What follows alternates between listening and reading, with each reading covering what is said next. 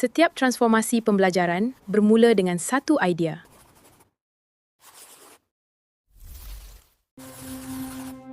Idea itu kemudiannya disusun menjadi pelan pembelajaran yang jelas.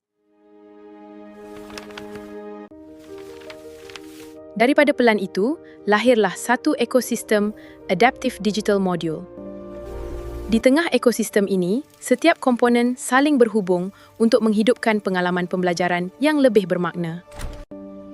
Dalam ADM Siri 3 kali ini, peserta diajar membangunkan playbook, hotspot dan simulasi untuk membentuk pengalaman pembelajaran yang boleh diteroka. Apabila pelajar boleh meneroka sendiri, pembelajaran terasa lebih aktif dan bermakna.